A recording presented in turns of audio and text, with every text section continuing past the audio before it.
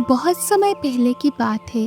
ज्योतिगढ़ राज्य पर चरण सिंह नाम का राजा राज किया करता था और उसके मुताबिक धन दौलत ही सब कुछ था।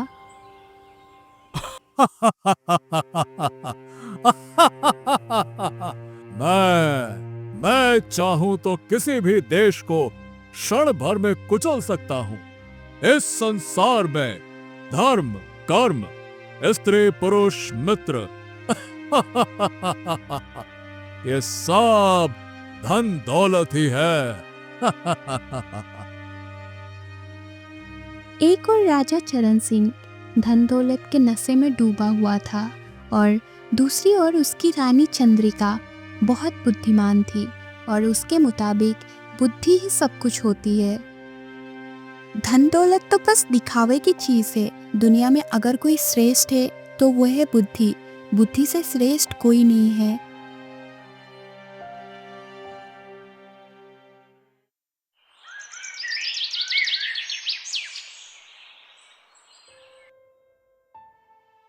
एक दिन उद्यान में अपनी रानी चंद्रिका के साथ घूमते हुए राजा चरण सिंह ने पूछा, तो रानी, क्या तुम बता सकती हो कि दुनिया में धन दौलत बड़ी है या बुद्धि?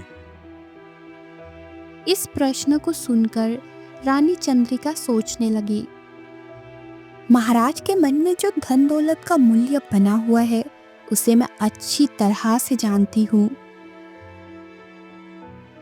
महाराज, मैं धन दौलत से बुद्धि को बड़ा समझती हूँ। बुद्धि से ही धन दौलत आती है और बुद्धि से ही दुनिया में सब काम काज सुचारू रूप से चलते हैं। महाराज, मनुष्य के पास यदि बुद्धि ना हो तो उसकी सारी धन दौलत यूं ही लुट जाती है। इसके साथ ही यदि किसी देश का राजा बुद्धिहीन हो तो शीघ्र ही उसका राजपाट चौपट हो जाता है। ये सुनकर राजा चरण सिंह क्रोधित होकर चंद्रिका से बोले, रानी, तुम्हें अपनी बुद्धि का बड़ा ही घमंड है ना? ठीक है। हम देखना चाहते हैं कि तुम बिना धन दौलत के बुद्धि के सहारे कैसे अपना जीवन चला सकती हो। हम आज ही तुम्हें कुंतल वन में बने अपने महल में रहने के लिए भिजवा देते हैं। तुम्हारी सेवा के लिए केवल एक दासी ही तुम्हारे साथ उस महल में जाएगी। खर्च करने के लिए ना तो तुम्हें कोई पैसा मिलेगा और ना ही कोई अन्य सामान। ये सब तुम्हें अपनी बुद्धि से ही वहां पैदा करना होगा। इसके साथ ही तुम्हें वहां जाने से पहले तुम्हारे शरीर पर पहने हुए सारे आभूषण भी उतरवा लिए जाएंगे। उस महल में तुम बिना धन दौलत के 6 माह तक रहोगी। 6 माह तक हमारा तुम्हारा संपर्क बिल्कुल टूटा रहेगा। 6 माह पश्चात हम स्वयं तुम्हारे पास कुंतल वन वाले महल में आएंगे और तब तुमसे पूछेंगे कि बताओ, धन दौलत बड़ी है या बुद्धि? ठीक है? ठीक है महाराज, मैं कुंटनवल महल में जाने के लिए तैयार हूँ। वो दोनों उसी समय महल में वापस लौट आए और रानी चंद्रिका ने अपने आभूषण उतारकर राजा को दे दिए। कुछ देर बाद ही रानी चंद्रिका अपने विश्वासपात्र दासी माला के साथ रथ में बैठकर कुंतल वन की ओर चल पड़ी। कुंतलवल के महल में पहुंचकर उसने दासी माला से कहा, माला, तू कहीं से छोटे छोटे पत्थर चुनकर ले आ। जो आज्ञा रानी जी। कुछ देर बाद ही उसने कुछ छोटे छोटे पत्थर लाकर चंद्रिका को दे दिए। चंद्रिका ने उन पत्थरों को एक संदूक में रखा और संदूक को बंद कर दिया। इसके बाद उसने संदूक पर अपने नाम का राजकीय मोहर का छाप लगा दी। माला, इस संदूक को ज्योतिगढ़ के नगर सेठ धन्नामल को देते हुए कहना कि रानी चंद्रिका ने 500 स्वर्ण मुद्राएं मंगवाए हैं और ये भी कहना कि 6 माह पश्चात हम उसकी 500 स्वर्ण मुद्राएं ब्याज के साथ वापस लौटा देंगे और उसके पास से अपनी यह संदूक वापस ले लेंगे। जो आज्ञा रानी जी। मैं अभी सेठ धन्नामल के पास जाती हूँ।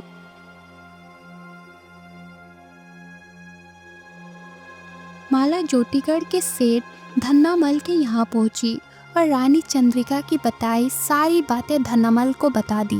धन्नामल ने माला से संदूक ले ली और बदले में 500 स्वर्ण मुद्राएं देते हुए कहा, ठीक है, मैं सब समझ गया। रानी जी को कह देना ये बात गुप्त ही रहेगी, ठीक है। माला स्वर्ण मुद्राओं को लेकर रानी चंद्रिका के पास पहुंची। तब चंद्रिका ने थैली में से कुछ मुद्राएं निकालकर माला को देते हुए कहा, माला, इस महल में तो खाने पीने को कुछ भी नहीं है। तुम फिर ज्योतिगढ़ जाओ और स्वर्ण मुद्राओं के बदले खाद्य सामग्री ले आओ। जो आज्ञा रानी जी। माला स्वर्ण मुद्राएं लेकर पुनः ज्योतिगढ़ की ओर चल पड़ी। स्वर्ण मुद्राओं के बदले माला ज्योतिगढ़ से जो खाद्य सामग्री लाई थी उसे खाकर चंद्रिका और माला कुंटलवल के उस निर्जान महल में ही दिन गुजारने लगी। धीरे धीरे उन दोनों को उस एकांत महल में रहते रहते 5 माह बीत गए। एक दिन माला कहने लगी, रानी जी, मेरी समझ में अब तक ये बात नहीं आई कि महाराज ने आपको ये वनवास क्यों दिया है। माला, महाराज को अपनी धन दौलत पर बड़ा घमंड है। उसी घमंड में चूर रहने से उन्होंने मुझे ये वनवास दिया है। वो तो सोच रहे होंगे कि बिना धन दिए मुझे 6 माह के लिए इस एकांत महल में भेजकर उन्होंने मुझे सबक सिखाया है, पर ये उन्होंने स्वप्न में भी नहीं सोचा होगा कि सबक वो मुझे नहीं बल्कि सबक मैं उन्हें सिखाने वाली हूँ। मैं आपकी बात का मतलब नहीं समझी रानी जी। तब चंद्रिका ने माला को सारी बातें विस्तार पूर्वक बताई। माला, मैं महाराज को दिखा देना चाहती हूँ कि बुद्धि धन दौलत से बड़ी होती है। तुम्हें इस कार्य में मेरी मदद करनी होगी। मैं हर प्रकार से आपका साथ दूंगी रानी जी। बताइए मुझे क्या करना होगा। तुम्हें कल ही पुरुष वेश धारण करके ज्योतिगढ़ के दरबार में जाकर महाराज से वो कहना होगा जो मैं अभी तुम्हें बताने जा रही हूँ। जी रानी जी। चंद्रिका ने माला को सारी योजना समझाई।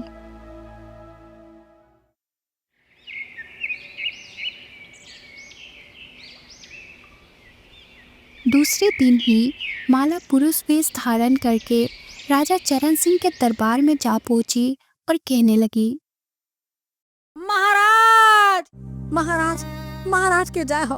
महाराज, मैं लुट गया, मैं बर्बाद हो गया। कल रात एक शातिर चोर ने मेरे घर में चोरी करके मेरा सब कुछ चुरा लिया महाराज। अरे मैं तो बर्बाद हो गया महाराज, मैं बर्बाद हो गया। क्या? चोरी और हमारे राज्य में? ये तो पहली ही बार सुन रहे हैं हम। हमारे राज्य में आज से पहले तो कोई चोरी नहीं हुई, फिर तुम्हारे घर में चोरी करने की हिम्मत किसकी हुई? महाराज महाराज, उसने तो हमें कंगाल बनाया है, पर वो आपको भी नहीं बख्शने वाला है महाराज। वो आपको भी नहीं बख्शने वाला है। क्या? तुम्हारे कहने का क्या मतलब है? महाराज महाराज, वो चोर मेरी खाली तिजोरी में वो ये देखिए आपके नाम का ये पत्र छोड़ गया है। अरे देखिए महाराज। राजा चरण सिंह हैरानी से उस पत्र को पढ़ने लगे जिस पर लिखा था, राजा चरण सिंह, मैं बहुत ही खतरनाक चोर हूँ और मैं शीघ्र ही तुम्हारे खजाने को चुराने वाला हूँ, और तुम्हारी हिम्मत हो तो मुझे खजाना चुराने से रोक सको तो रोक के देख लेना। तुम्हारा शुभ चिंतक, शातिर चोर। पत्र पढ़कर राजा चरण सिंह की भावें तन गई। राजा ने तुरंत खजांची को बुलाकर आदेश दिया, खजांची, शातिर चोर ने हमें खजाना लूटने की धमकी दी है, इसलिए तुम खजाने की सुरक्षा के प्रबंध कड़े कर दो। ताकि शातिर चोर अपने ध्येय में सफल न हो सके। और इस आदमी के घर में शातिर चोर ने चोरी की है। तुम खजाने में से धन देकर इस आदमी के नुकसान की भरपाई कर दो इसी वक्त। ठीक है, जो हुक्म महाराज।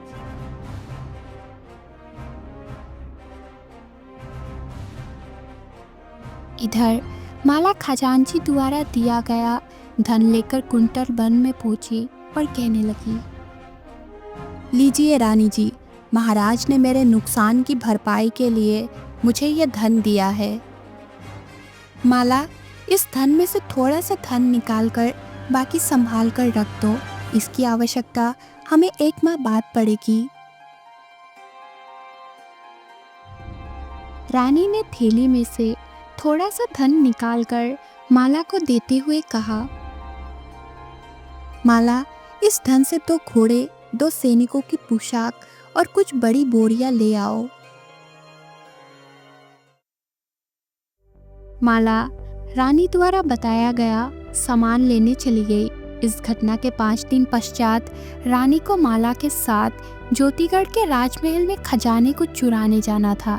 इसीलिए उन्होंने महाराज की हस्तलिपि में खजांची के नाम एक पत्र लिखा और उसे अपने पास रख लिया।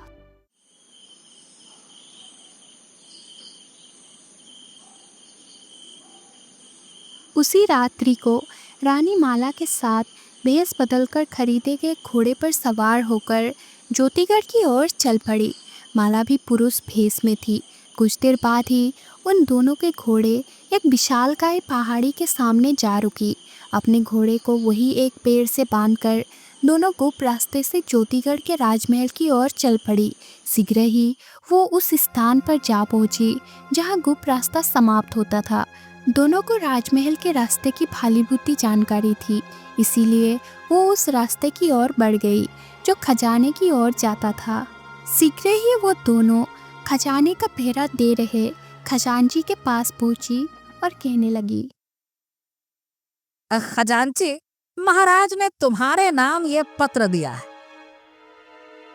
खजांची पत्र लेकर पढ़ने लगा, जिस पर लिखा था, खजांची, 5 दिन से आप और आपके सैनिक दिन रात मुस्तैदी से खजाने की चौकसी कर रहे हैं। अतः हम महसूस कर रहे हैं कि लगातार चौकसी करते करते आप और आपके सैनिक थक गए होंगे। इसीलिए इस पत्र के द्वारा हम तुम्हें ये आदेश देते हैं कि तुम अपने सैनिकों के साथ आराम करने के लिए इसी समय अपने अपने घर चले जाओ।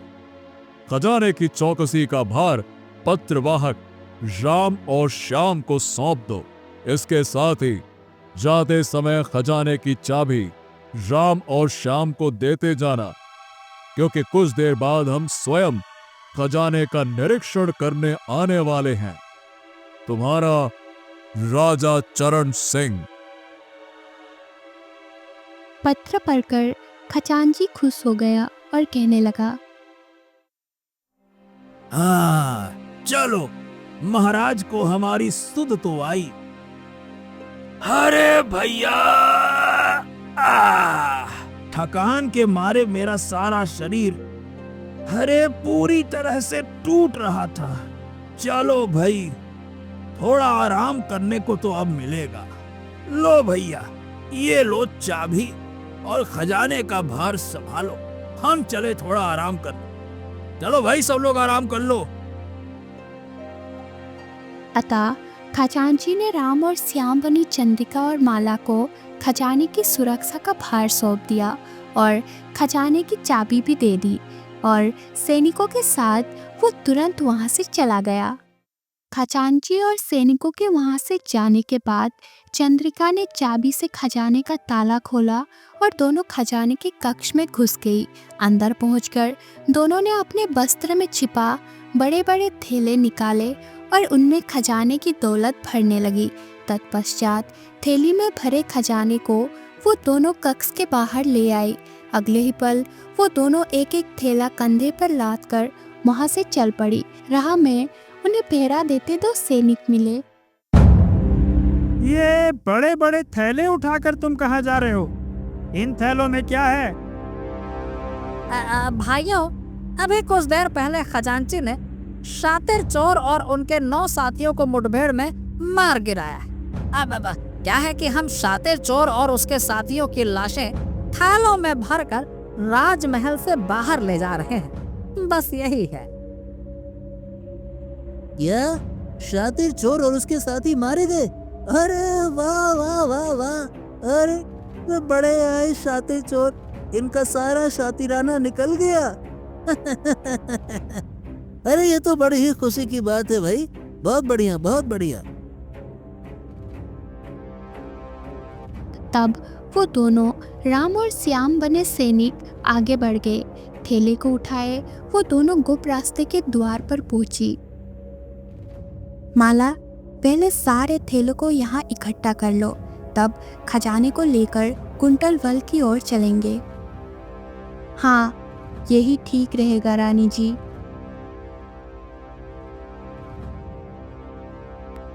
कुछ देर बाद खजाने के सारे थैले गुप्त द्वार के पास इकट्ठा हो गए।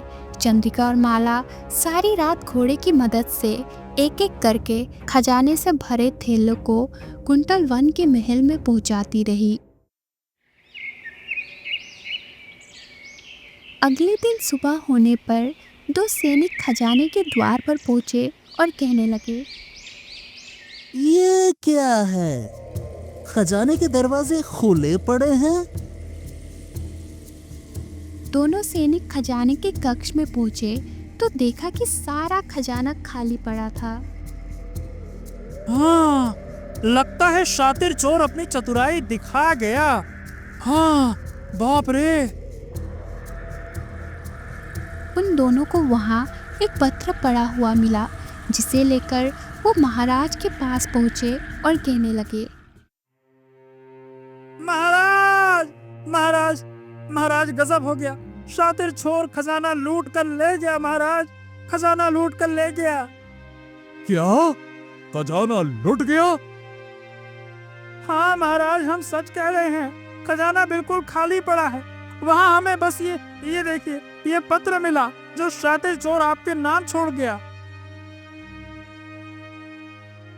चरण सिंह ने जल्दी जल्दी वो पत्र पढ़ा, जिस पर लिखा था, महाराज, हम तुम्हारा खजाना लूट कर ले जा रहे हैं।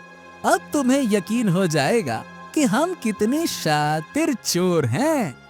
अब तुम हमें पकड़कर दिखाओ तो जाने तुम्हारा शुभ चिंतक शातिर चोर। पत्र पढ़ने के पश्चात राजा ने आदेश दिया, सैनिकों, इसी समय खजांची को मेरे सामने पेश किया जाए। जो आज्ञा महाराज।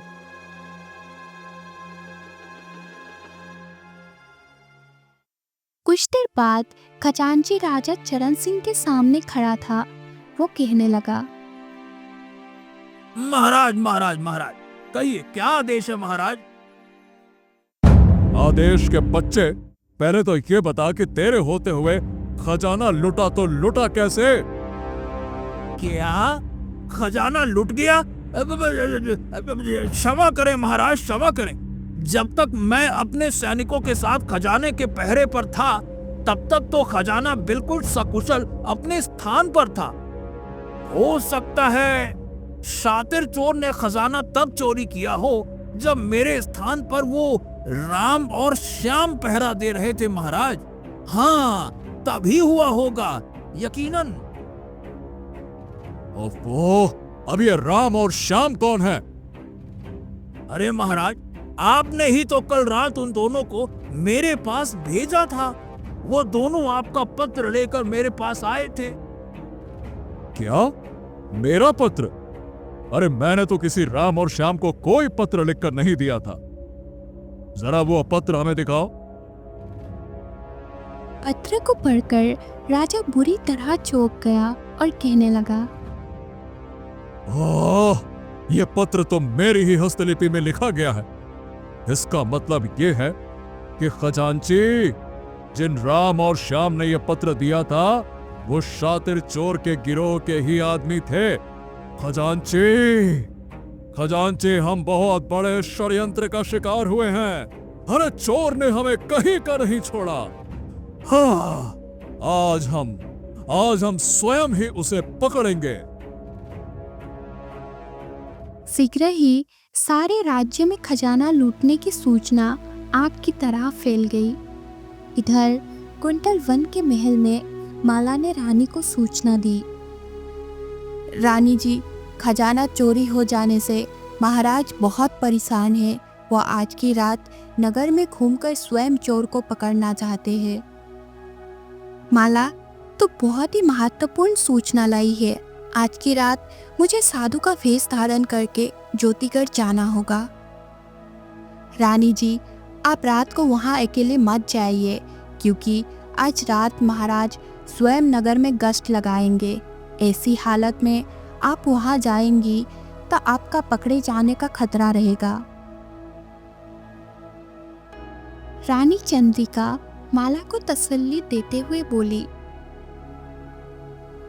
माला तू घबरा मत, ये तो आने वाला समय ही बताएगा कि वहाँ खतरा मुझे होगा या महाराज को।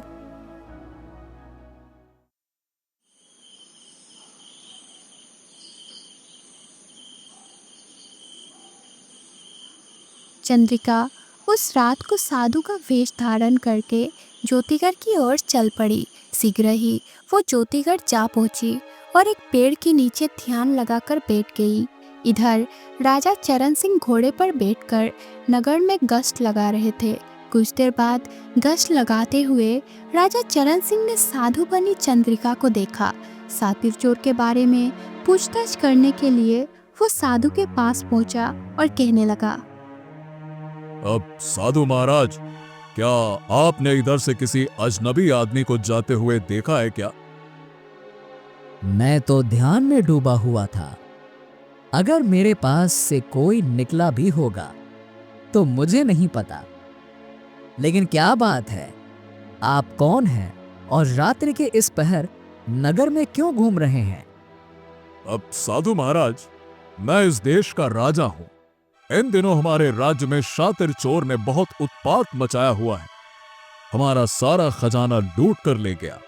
हम उसी की खोज में इस समय घूम रहे हैं। ओ राजन, ये तो आपने बहुत बुरी खबर सुनाई है। खजाना खाली हो जाने पर आप राजकाज किस प्रकार चलाएंगे? इसी बात को तो सोचकर हम परेशान हो रहे हैं साधु बाबा जी। राजन, आपको खाली खजाना भरने के लिए प्रजा पर नए नए कर लगाने होंगे, तभी आपका खाली खजाना भर सकेगा, अन्यथा नहीं। क्या? प्रजा पर नए कर? लेकिन साधु बाबा, प्रजा पर तो पहले से ही कई कर लगे हुए हैं। क्या नए करों से वो परेशान ना हो उठेंगे? राजन, प्रजा के हित के लिए ही तो आपको ये सब कुछ करना होगा। अगर किसी पड़ोसी देश के राजा को तनिक भी इस बात की भनक पड़ गई तो वो शीघ्र ही तुम्हारे राज्य पर धावा बोल देगा। इससे पहले कि ऐसा हो, राजन, आप प्रजा पर ये कर लगाकर खाली खजाने को भरिए, वरना अनर्थ हो जाएगा। मुझे आपकी सलाह पसंद आई साधु बाबा। शीघ्र ही इस विषय पर सोच विचार करके मैं कोई निर्णय लूंगा। आपका बहुत बहुत धन्यवाद।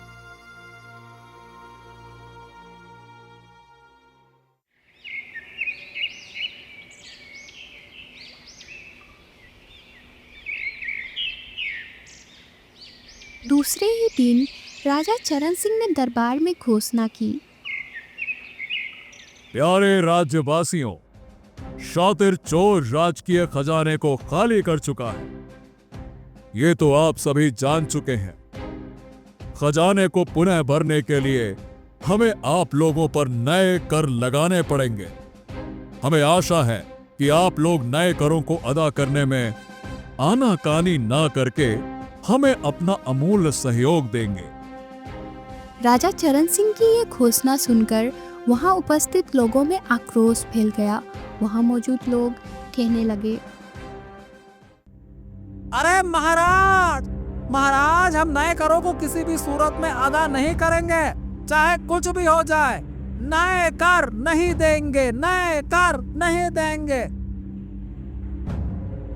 महाराज, यदि आपको खाली खजाना भरना है तो अपने परिश्रम और पुरुषार्थ से भरिए। नया कर हम नहीं देंगे, नया कर हम नहीं देंगे, नया कर नहीं देंगे, नहीं देंगे, नया कर नहीं देंगे, नहीं देंगे। ये सुनकर राजा चरण सिंह डर गया और सोचने लगा। प्रजा का रुख तो आक्रामक लग रहा है। अगर मैंने वास्तव में ही इन पर नए कर लगा दिए तो निश्चय ही ये लोग बगावत पर उतर आएंगे। वो परेशान सा दरबार से उठ खड़ा हुआ और सोचने लगा। अरे ये शातिर चोर ने हमें कैसी दुविधा में डाल दिया है। अब हम करें भी तो करें क्या?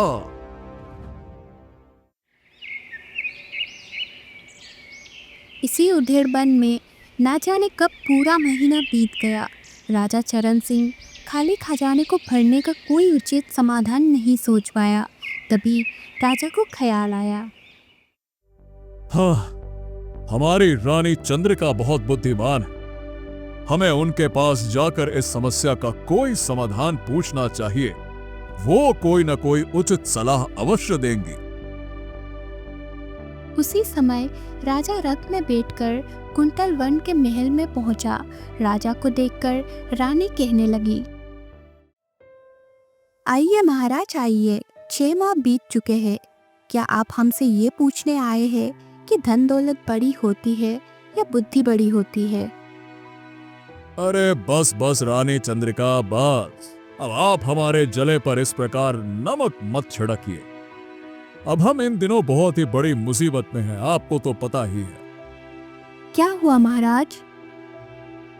अरे रानी चंद्रिका जी, हमारे खजाने को शातिर चोरों ने लूट लिया है। अब हमें समझ नहीं आ रहा कि खाली खजाने को कैसे भरा जाए। अगर खजाना खाली रह गया, हमने नहीं भरा, तो आसपास के राज्य हम पर कभी भी आक्रमण कर सकते हैं। अरे करें तो करें क्या?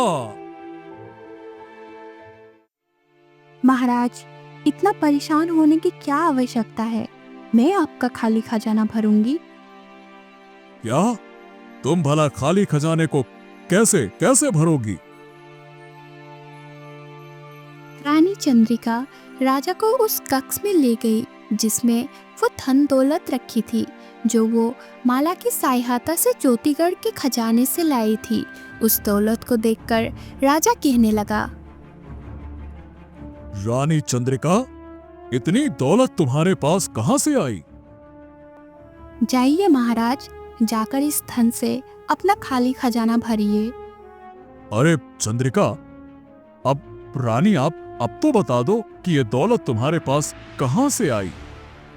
महाराज, कल मैं अपनी दासी माला के साथ ज्योतिगढ़ आऊंगी, तभी आपको सारी बात विस्तार पूर्वक बताऊंगी। ठीक है रानी, हम तुम्हारे ज्योतिगढ़ आने की प्रतीक्षा करेंगे। तब राजा चरण सिंह खजाने को लेकर रथ में बैठकर वहां से ज्योतिगढ़ की ओर चल पड़ा।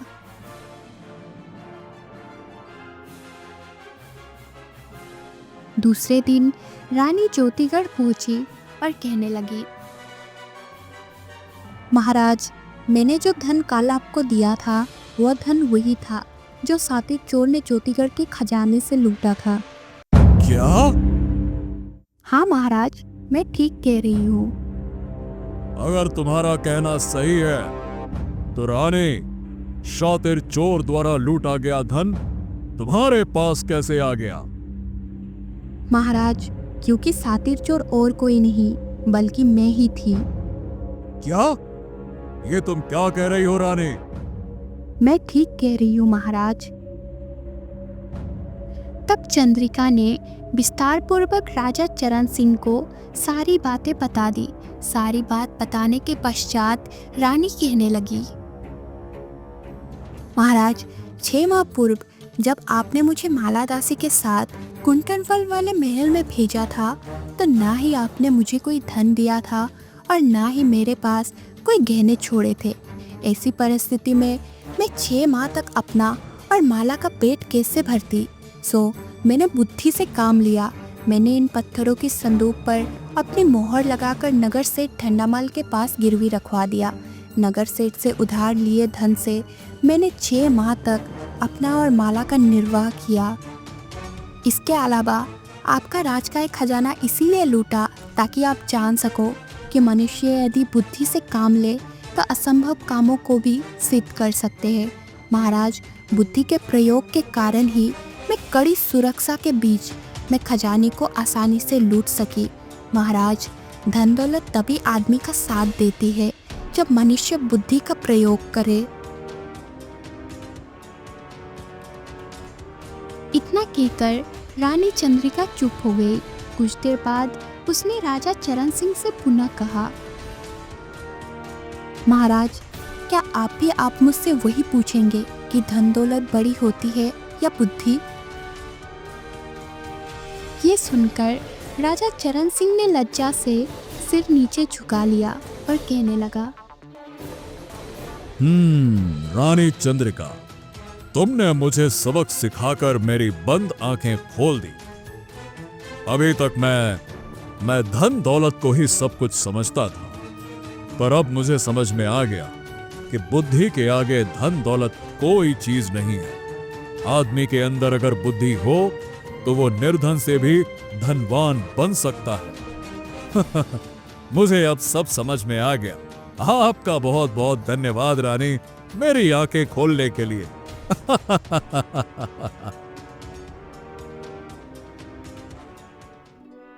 चरण सिंह की बात सुनकर रानी चंद्रिका के मुख पर संतोष की रेखाएं खिंच गई। अब राजा चरण सिंह को यह समझ आ चुका था कि जीवन में बुद्धि का बहुत महत्व होता है और वे अपने रानी चंद्रिका के साथ सुख से जीवन व्यतीत करने लगे।